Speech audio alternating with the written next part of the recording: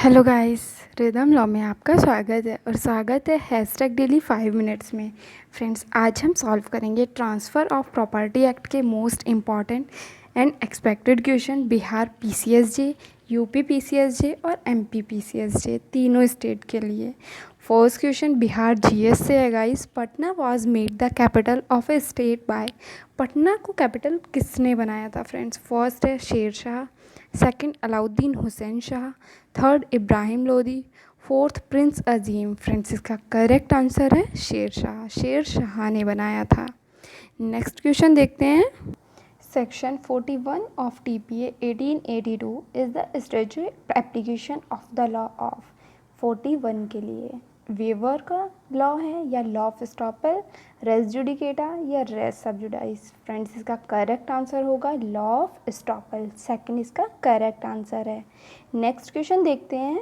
Under section 3 of the TPA 1882 attested in relation to an instrument means attested by at least witness. इसमें पूछा गया है कि कितने विटनेस से अटेस्ट होना चाहिए। फर्स्ट है 1 witness, second 2 witness, 3 witness, fourth है 2 और मोर विटनेसेस। गाइस, सेक्शन 3 में बताया गया है टीपीए में इंस्ट्रूमेंट के लिए 2 और मोर विटनेसेस के द्वारा होना चाहिए, तो करेक्ट आंसर होगा फोर्थ। नेक्स्ट क्वेश्चन देखते हैं। If the tenancy of an immovable property is monthly, then in order to terminate the lease of it, a notice of which period shall be given? Notice का time period पूछा गया है कि notice कितने period का देना होगा। First 1 month, second 2 month, third 6 month, fourth 15 days. Guys, ये बताया गया है सेक्शन 106 में। का करेक्ट आंसर होगा फोर्थ, 15 डेज का नोटिस। फ्रेंड्स, अगर आप हमारे चैनल पर न्यू हैं, subscribe the channel and press the bell icon also. इससे आपको सभी नोटिफिकेशन मिलता रहेगा और आप एग्ज़ाम तक एक ह्यूज अमाउंट में क्वेश्चन सॉल्व कर चुके होंगे। फ्रेंड्स, जितने क्वेश्चन आते हैं उससे रिलेटेड आप पूरा टॉपिक कंप्लीट कर लीजिए, तो आपका एग्ज़ाम तक लगभग सभी सिलेबस भी कंप्लीट हो जाएगा। नेक्स्ट क्वेश्चन है the provision of appointment of receiver is provided. Appointment of receiver का प्रोविज़न कौन से सेक्शन में है? 69A, 70, 93 या 46। फ्रेंड्स, ये दिया गया है 69A में। नेक्स्ट क्वेश्चन देखते हैं। सेक अट्रेड टू एट एलिनम नॉन लेडस इज़ रिलेटेड टू। गाइज, ये मैक्सिम किससे रिलेटेड है? गाइज, ये मैक्सिम इम्पॉर्टेंट है, याद रखिएगा। और ये रिलेटेड है marshalling by subsequent purchaser, second doctrine of part performance, third है doctrine of election, fourth fulfilment of condition subsequent. Guys, ये रिलेटेड है first marshalling by subsequent purchaser से। गाइज, ये कौन से सेक्शन में है ये आप हमें कमेंट बॉक्स में बताइए। इंपॉर्टेंट क्वेश्चन है, ये भी बन जाता है। नेक्स्ट क्वेश्चन देखते हैं। The rule against double possibility was laid down in. ये जो रूल है डबल पॉसिबिलिटी का, ये कौन से केस में लेट डाउन हुआ था? वाइट बी के केस में, ग्रिजेश दत्त वर्सेस दाता दीन में, पेरी वर्सेस डेक्स में, या none of the above. Friends, इसका करेक्ट आंसर होगा फर्स्ट, वाइट बी के केस में डबल पॉसिबिलिटी का रूल था। नेक्स्ट क्वेश्चन देखते हैं। क्विंसेंट कॉमोडम सेंटायर डेबिट ऑनेस्ट is related to which of the following. Guys, ये भी इंपॉर्टेंट मैक्सिम है, याद रखिएगा। आज हमने 2 मैक्सिम अभी तक देखी हैं और दोनों इंपॉर्टेंट है गाइज 100%।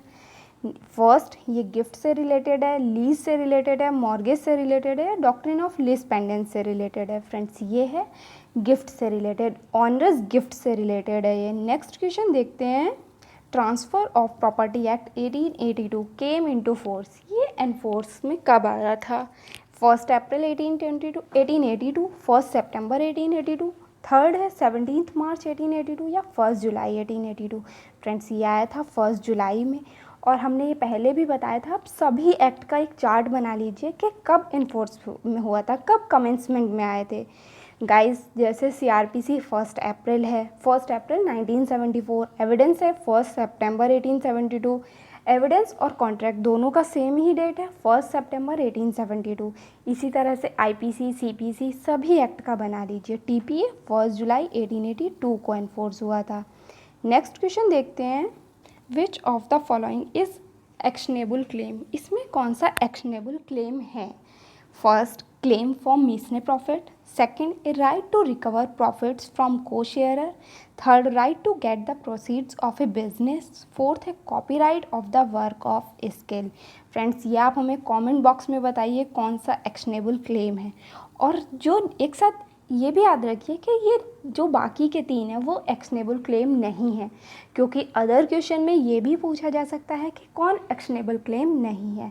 तो इससे आप चारों याद कर लीजिए कौन एक्शनेबल क्लेम है और कौन सा नहीं है। नेक्स्ट क्वेश्चन देखते हैं। Apportionment by time is provided by which section of. तो गाइस ये 36 से रिलेटेड है, 37 से है, 39 से या 53 से है। गाइस अपॉर्शनमेंट ऑफ टाइम बताया गया है 36 में, और 37 में बताया गया है अपॉर्शनमेंट बाय स्टेट। गाइस 53 भी इम्पॉर्टेंट सेक्शन है, फ्रॉडुलेंट ट्रांसफ़र का है, ये भी आप याद रखिएगा। फ्रेंड्स, ये थे आज के कुछ क्वेश्चन। कल फिर मिलते हैं नेक्स्ट क्वेश्चंस के साथ। Thank you guys, bye bye, share with all.